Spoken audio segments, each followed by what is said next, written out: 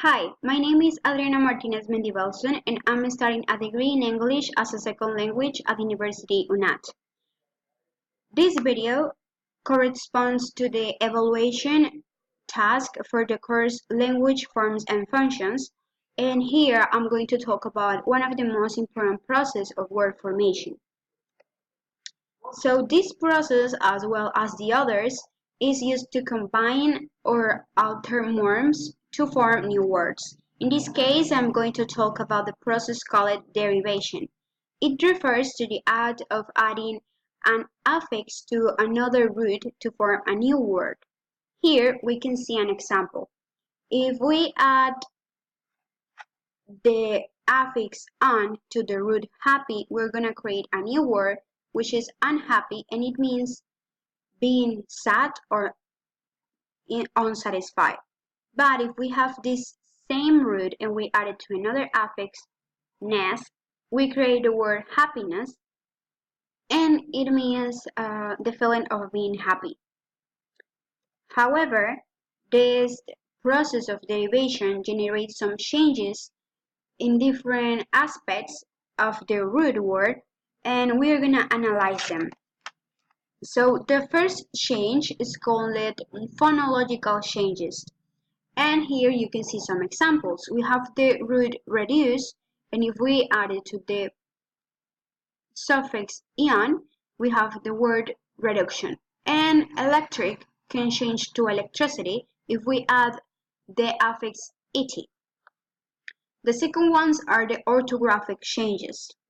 Here you can see one example. If we have the word pity and we wanted to add this word with the suffix ful, we have to change the letter Y for I to create the word pitiful. And the same happens with happy when it turns into happiness.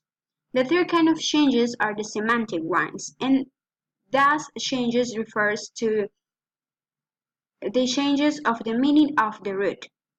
And here you can see some example. If we turn event to eventual, the meaning of the original root event is not going to be the same, as well as emerge when it turns into emergency.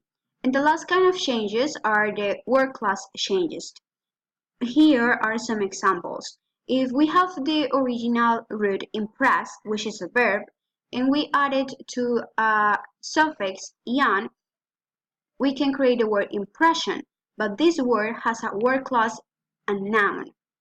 And something similar happened with the verb eat, that when it's added to the suffix able and we form the word eatable, it turns into an adjective. Now we have to explain the two types of derivation process. The derivation process is divided according to the two kinds of affixes that we can find. Remember that the affixes are the bound morphemes that we can add to a root to create or change the meaning of a word. In the English, we can find two kinds of affixes. Those are the prefixes and the suffixes. The prefixes are the bounds that we add at the beginning of the word, and the suffixes are the bounds that we add at the end of the word. So according to these two categories of affixes, the derivation process is divided. Here you can see some examples. When the process of derivation is made with prefixes, it changes the meaning. For example, if we add the prefix "un" to the root happy, we create the word unhappy, but in this new word, it just changed the meaning of the root, not anything else.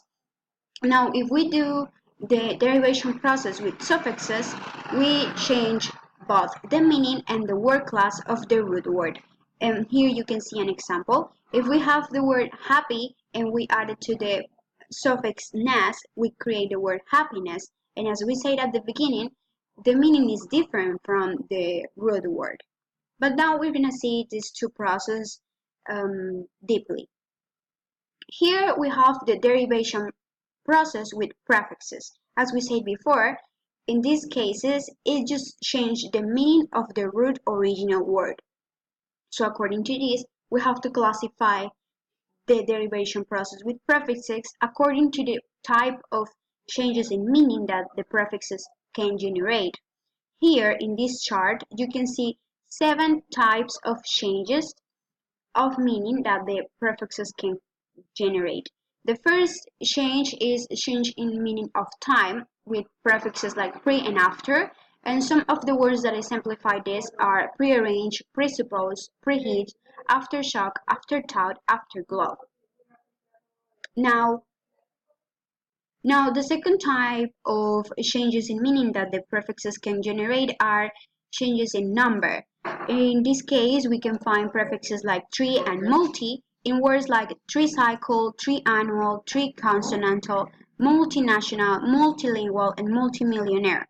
The third kind of changes are changes about place, with prefixes like in and inter, and this is exemplified in words like infile, impatient, inground, interconnect, interbreed, and interlace. Then we can find prefixes that change meaning about degree, like super and over, and this is shown in words like supersensitive, supersaturated, superheat, overanxious, overconfident, and overdue. Now we can change the meaning of the root in the file of privation with prefixes like an and a in words like amoral, apolitical, asymmetric, unlock, untie, and unfold. Also, we can generate changes in the meaning of negation with prefixes like un and anti in words like unafraid, unsafe, unwise, antisocial, antitrust, and anti-war. And finally, we can change the meaning of the word in size with prefixes like micro and mini, and these words exemplify this, words like microcoms, microchip, miniskirt, and minivan. So this is basically the derivation process with prefixes. Now we're going to see the derivation process with suffixes.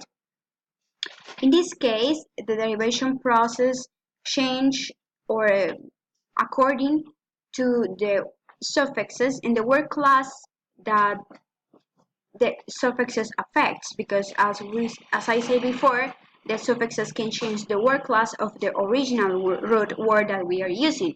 So according to this, the derivation process used with suffixes can be like divided in 4 kind of cases that are according to the word class change that the suffix can create.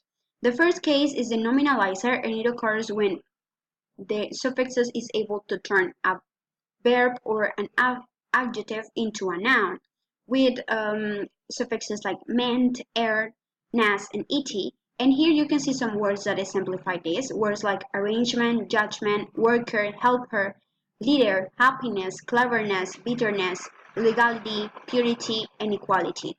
The second case, it refers to the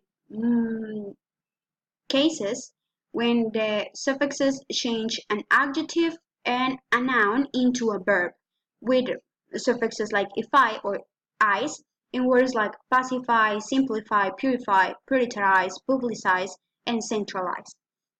The third case is the adjectivalizer, and it occurs when the suffix is able to turn a noun or a verb into an adjective. Noun and a verb into an adjective. And some of the suffixes are aus, full, able, and fal in words like posthumous, famous, glamorous, delightful, sinful, pitiful, acceptable, livable, changeable, hopeful, thankful, and useful. And the last case is the adverbializer, and it occurs when the suffix is able to turn an adjective or a noun into an adverb. And some of the suffixes are lie and y in words like quickly and terrible, and sideway and anyway. So this is basically what is the derivation process with suffixes and all the information that corresponds to this word formation process, and that is called derivation. I hope you have understood this topic and can enjoy it. However, I'm gonna let you see the references that I used to create this presentation and to analyze this information. and you can check them and learn a little more about this amazing topic. Thank you very much for seeing this video, and I see you in another one. Thank you. Bye.